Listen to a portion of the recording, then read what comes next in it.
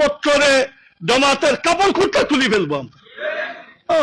এদের সব নাজাসত দুনিয়ার মানুষের সামনে আমরা ইয়ে করি।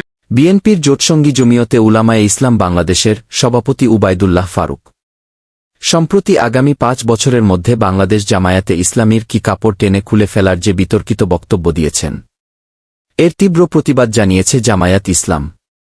ডাক্তার শফিকুর রহমান এক বক্তব্যে তীব্র ক্ষোভ প্রকাশ করে বলেন, জামায়াতে ইসলামের শুধু পুরুষ কর্মী না, মহিলা কর্মীও আছে, যারা মা বোনদের রাস্তায় দেখলে কাপড় খুলে ফেলার হুমকি দেয়, তারা মানব প্রজাতির অন্তর্ভুক্ত নয়।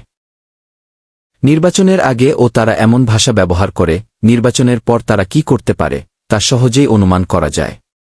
জামায়াত নেতারা মন্তব্য করেছেন, রাজনৈতিক প্রতিপক্ষ বা আলেম সমাজের পক্ষ থেকে এ ধরনের অশালীন ও আক্রমণাত্মক বক্তব্য চরম অসভ্যতা এবং মানবতার চরম পরিপন্থী।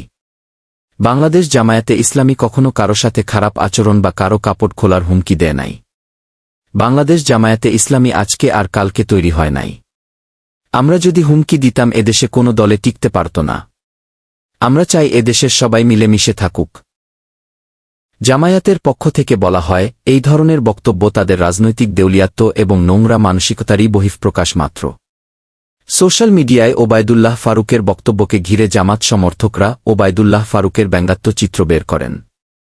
নির্বাচন পরবর্তী এক বক্তব্যে বিএনপির জোটসঙ্গী খোদ বিএনপিকে নিয়েও কুমন্তব্য করেছেন ওবায়দুল্লাহ ফারুক। এই বিএনপির হাতে এই দেশ, বিএনপি আমার সাথে যে আচরণ করছে এর ভোগান্তি বিএনপি ভুগবে, এটা তো লসের কিছু নেই। আমি তো দেশ বাঁচাই না। বিএনপির সমর্থকরা বলেন, জমিয়তের মুনাফেক ওবায়দুল্লাহ ফারুক তাদের দল ভারী করে বিএনপির সাথে গাদ্দারি করবে। সে দিন আর বেশি দূরে নয়।